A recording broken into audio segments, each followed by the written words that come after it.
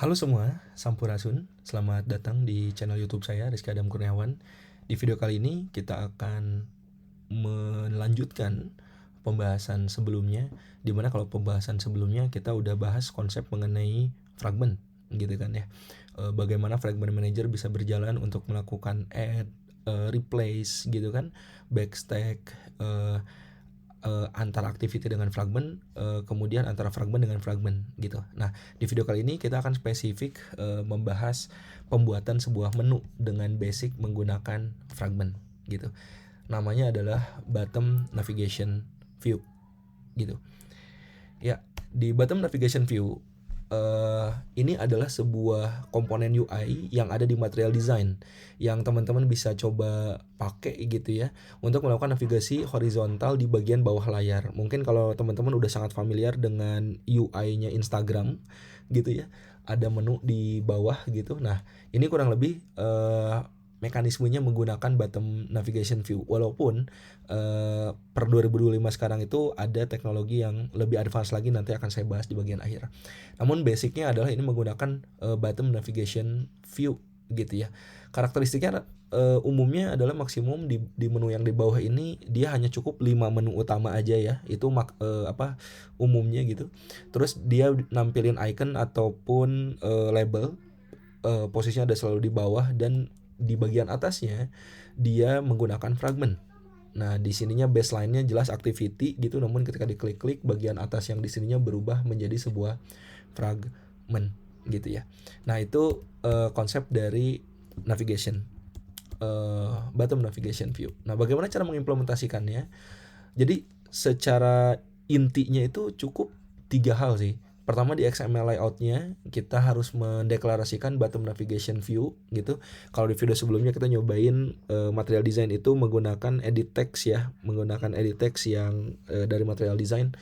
Nah, kalau sekarang bottom navigation view material design. Yang kedua, kita harus bikin satu file menu XML gitu di dalam folder res gitu. Nah, yang ketiga, implementasi di dalam Kotlin-nya. Nah, di Kotlin sendiri atau di logiknya itu ada 2 mekanisme, teman-teman. Kalau yang normal yang akan kita coba praktekkan adalah yang manual fragment. Jadi kita akan menambahkan satu persatu fragmentnya nih dengan menggunakan fragment manager yang kita udah pelajari sebelumnya, di mana akan ada konsep replace terhadap fragment yang nanti kita coba panggil. Nah, tapi kalau teman-teman mau melakukan pengembangan terhadap konsep dari pembuatan menu, itu sangat bisa menggunakan satu teknik namanya navigation component atau navgraph. Nah, ini lebih modern ya. Caranya seperti ini gitu ya. Nanti harus bikin navigation UI controller, namun kita tidak akan dulu mempraktekkan ini. Kita akan pakai yang manual dulu gitu ya, biar secara basic bisa rekan-rekan coba pahami terlebih dahulu. Nah, maka pembedanya apa sih antara yang manual dengan yang pakai navigation komponen? Itu setidaknya ada beberapa parameter yang bisa kita coba lihat gitu. Yang pertama, dari sisi implementasinya, kode navigasinya ini pure manual di activity kita panggil. Kemudian kalau yang navigation komponen ini kita harus menggunakan navigation graph. Nah, ini juga sesuatu yang menarik, teman-teman. Satu utilitas yang bagus banget dari Android dan Android Studio. Kita bisa bikin alur di dalam Android Studio menggunakan navigation graph gitu ya. Nah, ini mangga rekan-rekan bisa mengeksplorasi ke arah navigation graph gitu ya secara mandiri gitu ya. Nah, ini kuncinya navigation komponen. Nah, kemudian dari sisi tingkat abstraksinya, kalau fragment ini kita harus ngontrol sendiri nih transisi fragment yang kita lakukan gitu. Maka kenapa nanti kalau teman-teman udah mulai nyobain pakai fragment itu, kita emang harus ngatur sendiri nih. Halaman ini di replace sama siapa, halaman ini di add dulu, di replace sama siapa, ketika ngebacknya kemana gitu. Itu harus benar-benar sama kita sendiri gitu. Nah, kita akan belajar yang ini dulu gitu ya biar aman. Tapi kalau misalkan yang navigation komponen ini memang udah versi yang lebih abstraksinya, alias lebih yang dimudahkan lagi gitu menggunakan navigation graph. Transisinya langsung didefinisikan di dalam XML dan dikelola menggunakan framework navigation komponen. Jadi ini udah sangat dipermudah lagi kalau menggunakan navigation komponen. Lagi-lagi kita akan coba dulu yang manual agar nanti value-nya bisa teman-teman dapat gitu ya dari sesuatu yang lebih basic gitu ya. Ini transaksinya pakai fragment manager bikin transaction. Nah, kalau di navigation controller atau navigation komponen kita pakai navigation controller, navigate dilempar ke ID-nya ID yang mana gitu.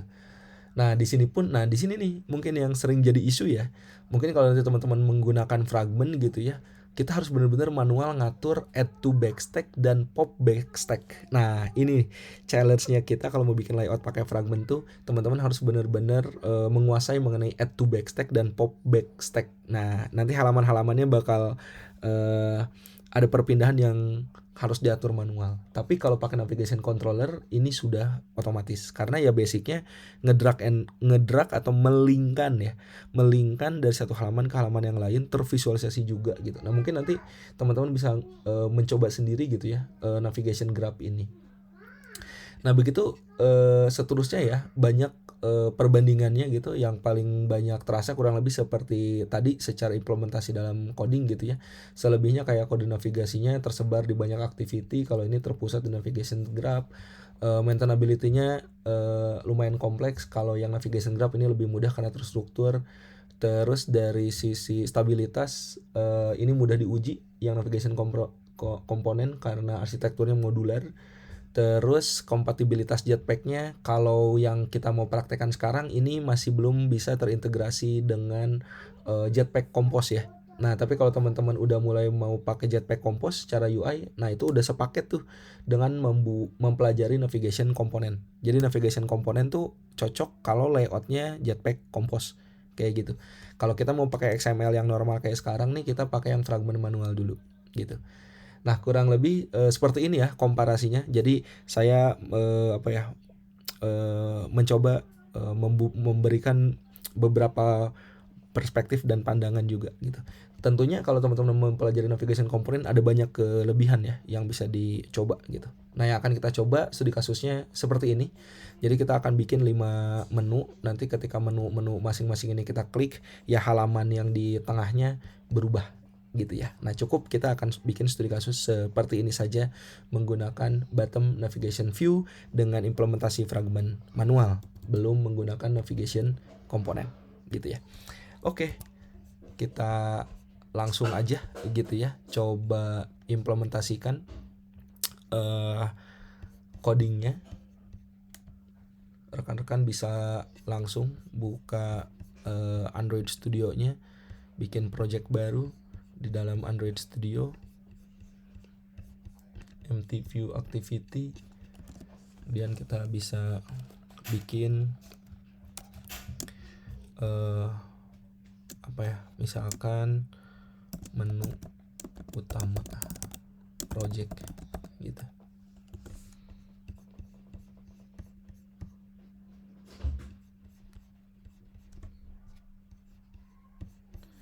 Oke, Gradle saya lagi merunning.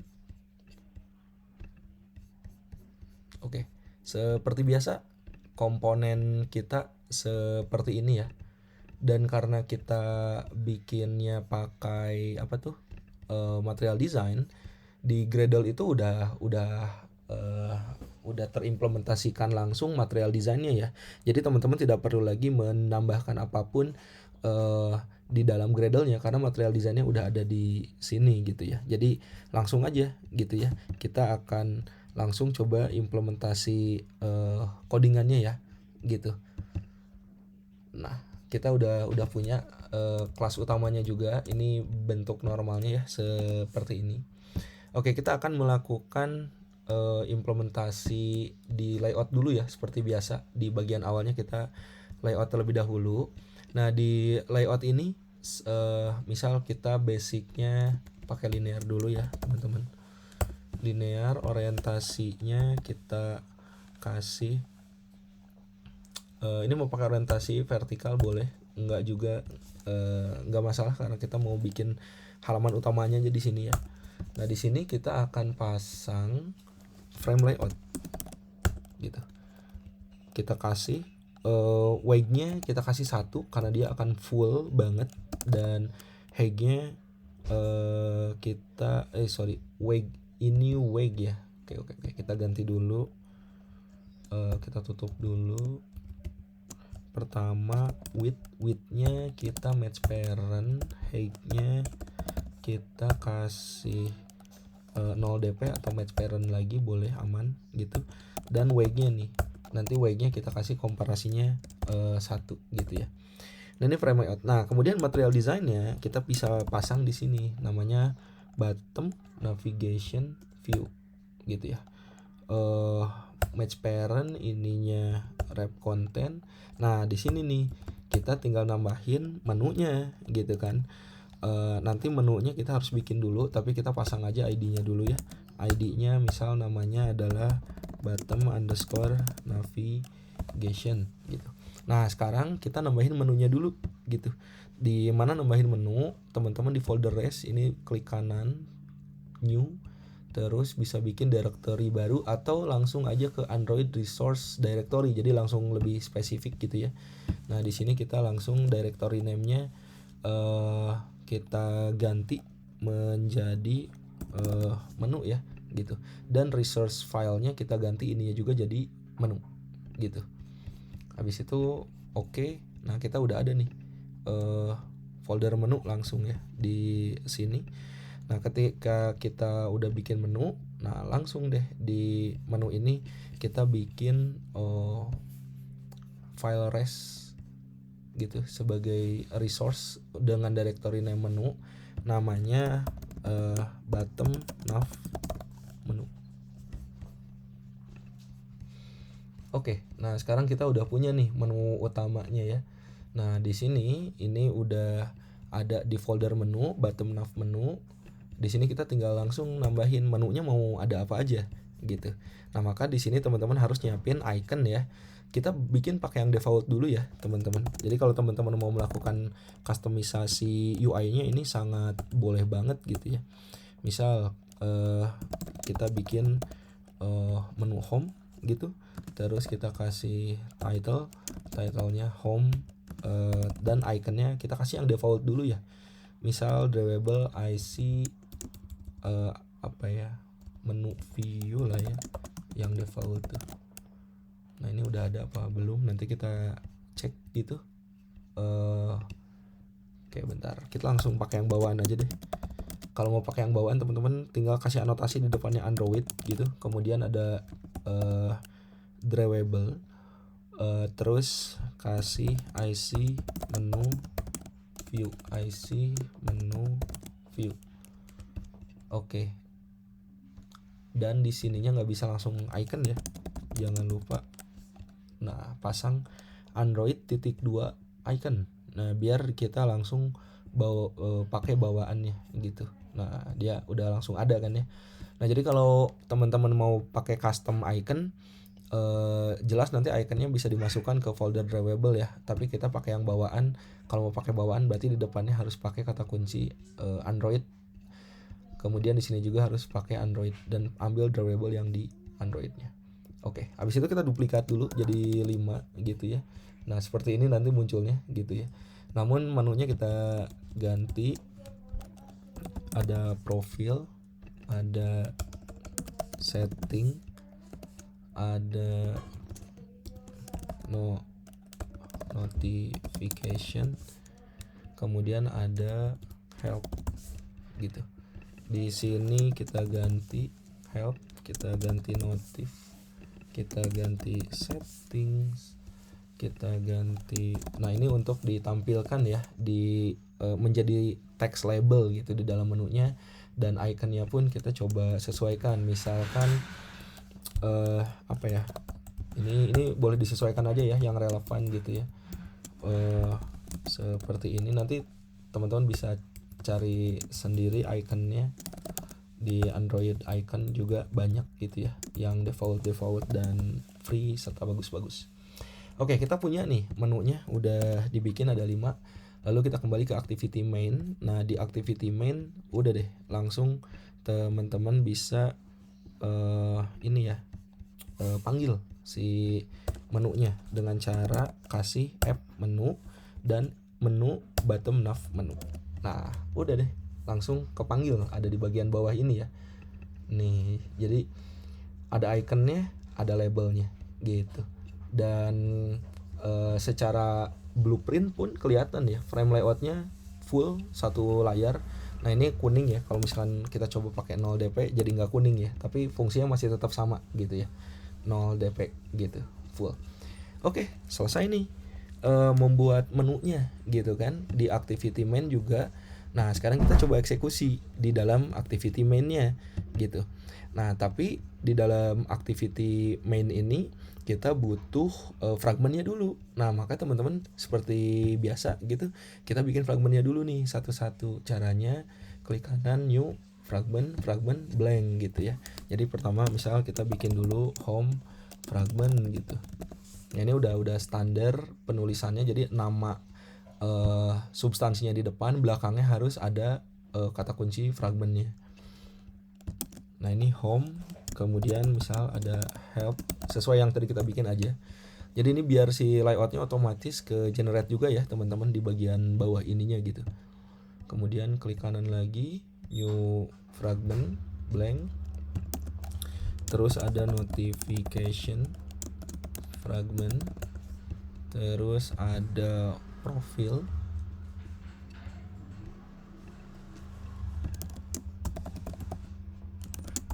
profile fragment, terus satu lagi setting ya, new fragment blank setting fragment. Nah udah seperti ini nih. Setelahnya adalah kita coba customisasi dulu layoutnya ya, masing-masing layoutnya nih. Nah ini kebetulan layoutnya isinya sama gitu ya. Nah sekarang kita coba bikin ini dulu deh, bikin namanya dulu ya minimal. Nah yang jelas di setiap layoutnya itu basicnya adalah frame layout ya, lagi-lagi kalau mau pakai fragment frame layout gitu. Terus teksnya kita ganti lah ya sesuai ini. Misal ini home fragment gitu. Nah ini biar agak lebih gede, kita pasang text size nya misal 24 sp, terus colornya kita fixkan jadi black gitu ya. Habis itu graffiti-nya kita kasih center ya. Nah oke. Oke, seperti ini. Nah terus kita kasih background nih biar lebih beda aja gitu ya. Nah ini backgroundnya teman-teman boleh disesuaikan aja ya, mau seperti apa. Misal saya ini random aja ya gitu.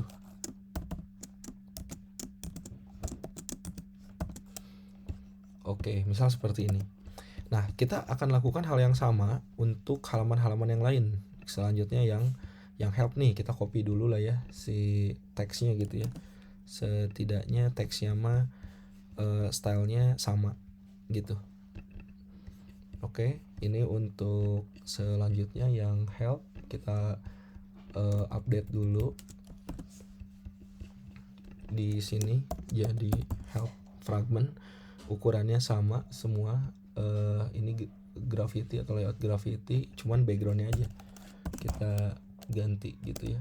Nah ini kita ganti aja misal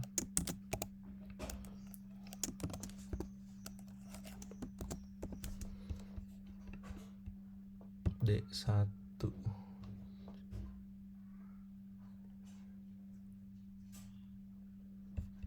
Oke, ini lupa depannya harus ada Androidnya dulu. Android background udah. Kita lanjut karena ini halaman help gitu. Kita ke selanjutnya notifikasi. Kita delete dulu text view-nya, kita ganti notif fragment. Backgroundnya teman-teman tinggal kasih warna lagi ya, sesuai kebutuhan. Ini untuk sekali lagi hanya untuk melakukan pembeda aja gitu ya. Oke, kita lakukan hal yang sama juga dengan profil. Kita ganti teksnya.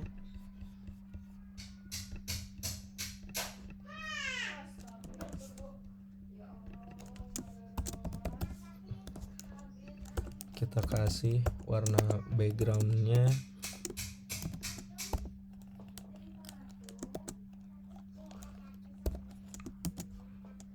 pakai hexa. Satu lagi kita lakukan perubahan di setting gitu. setting, namanya setting fragment ya. Backgroundnya kita sesuaikan.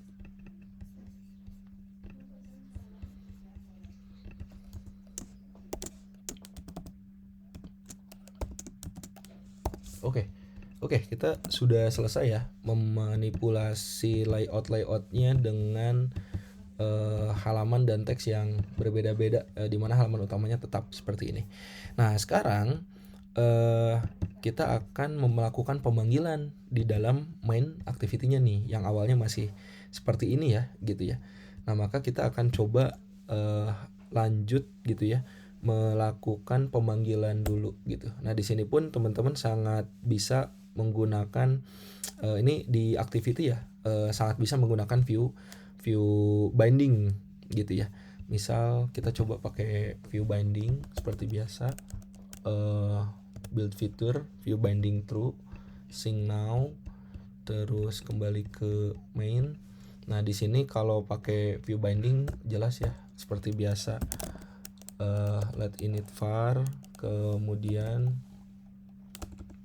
binding, ini namanya activity main binding ya. Terus di halaman utamanya si bindingnya di inflate terlebih dahulu, habis itu set content view binding roots gitu ya. Oke. Nah, udah nih, kita nggak usah lagi menggunakan find view by ID ya. Nah, habis itu kita punya bottom navigation nih yang ada di dalam bindingnya ya gitu.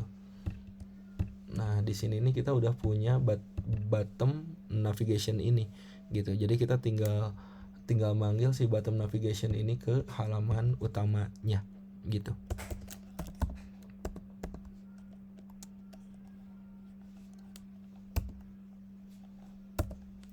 Oke. Bottom navigation dot set on item selected listener. Kita coba dulu ya. Oke. When it item ID kurung kurawa buka, kurung kurawa tutupnya langsung. Nah, langsung dipasang ID-nya gitu ya. Nah, ini karena ID-nya ada banyak, kita langsung ambil ID sesuai menu, nama menunya. Nah, di sini kita tinggal melakukan pemanggilan fungsi dari load fragmentnya. Nah, biar nggak terjadi boilerplate gitu ya, kita akan coba dulu ini, karena ini udah ditutup, kita akan bikin metode dulu ya di sini. Kita akan panggil fungsi load fragment. Nah, di sini kita pasang fragment biar generik, jadi namanya fragment juga. Terus jangan lupa ini diimport aja seperti biasa, Android app fragment. Terus ini kita pasangnya di luar ya teman-teman, di luar onCreate gitu, biar bisa langsung terpanggil di global gitu ya. Nah, jadi bagian transactionnya justru kita panggilnya di sini gitu ya, karena dia akan melakukan hal yang berulang gitu ya, yaitu mereplace r.id dari fragment container, ID dari fragment yang kita punya gitu ya, .commit gitu. Nah, si fragment container ini didapat dari mana gitu? Ini didapat dari layout ya, layout yang ada di kelas activity mainnya nih. Nah, di sini kita tinggal pasang ID-nya. ID-nya ada, kita pasang deh namanya fragment container gitu. Jadi selain bottom navigation udah kita kasih ID, kita juga kasih ID namanya fragment container. Nah, udah nih langsung kepanggil ya. Nah, udah nih kita punya fungsi load. Si fungsi load ini udah bisa kita panggil di fungsi yang ada di sini. Nah, bedanya kita kasih nama kelas dari fragmentnya. Misalkan kalau dia diklik menu home, maka isinya adalah home fragment kayak gitu. Nah, udah di sini kita tinggal panggil ya satu persatu gitu ya. Ini menu home, menu profil, terus ada menu setting, ada menu notification, satu lagi ada menu help. Nah, load fragmentnya disesuaikan aja. Tadi udah, sekarang profil, terus setting, terus notif, terus terakhir adalah help gitu. Nah, udah selesai di bagian ini. Habis itu langsung kita kasih defaultnya dulu. Kalau ini kan ketika si setiap buttonnya itu kita lakukan klik ya, satu persatu gitu, kita lakukan klik satu persatu dan dikasih logic gitu sesuai ID-nya gitu ya. Nah, maka yang selanjutnya adalah kita bisa pasang defaultnya dulu gitu di bagian atas ini ya. Jadi defaultnya kita kasih si load fragmentnya langsung ke arahin ke home aja gitu. Nah, udah sih. Ini untuk nge-loadnya bisa langsung dipasang di sini gitu. Oke. Sampai sini cukup, udah selesai. Namun di sini ada isu belum bisa manggil bottom navigation ya, karena ini memang fungsinya langsung dari material design ya. Ini saya coba cek dulu. Misal pakai bottom nav, dia langsung nempel atau enggak. Oke. Nanti kalau misalkan belum bisa, kita bisa coba cari opsinya pakai find view by ID dulu mungkin ya rekan-rekan.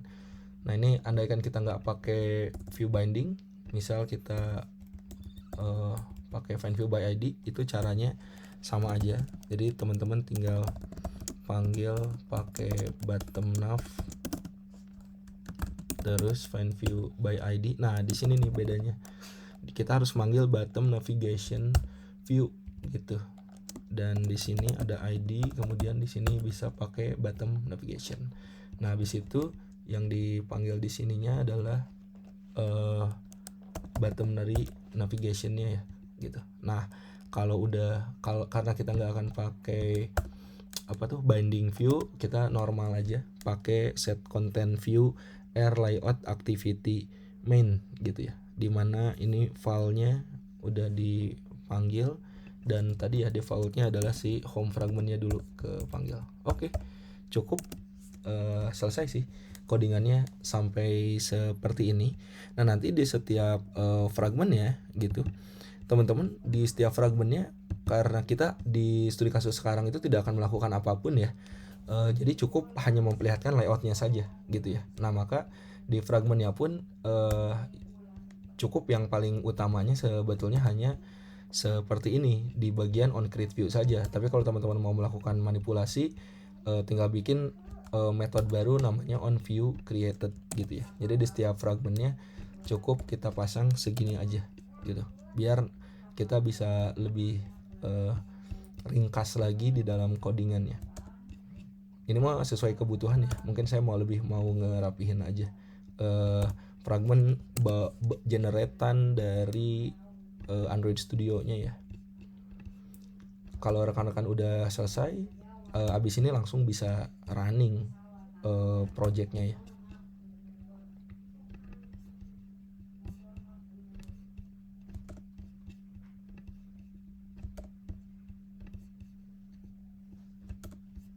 Satu lagi, setting fragment.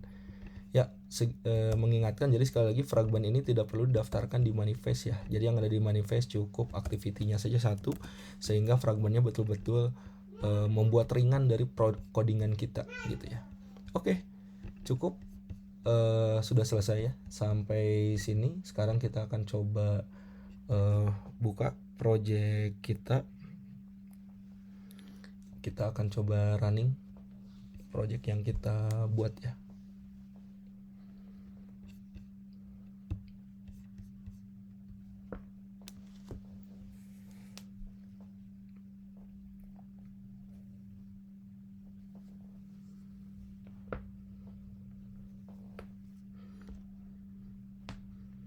Oke, sudah terinstall dan kita lihat hasilnya.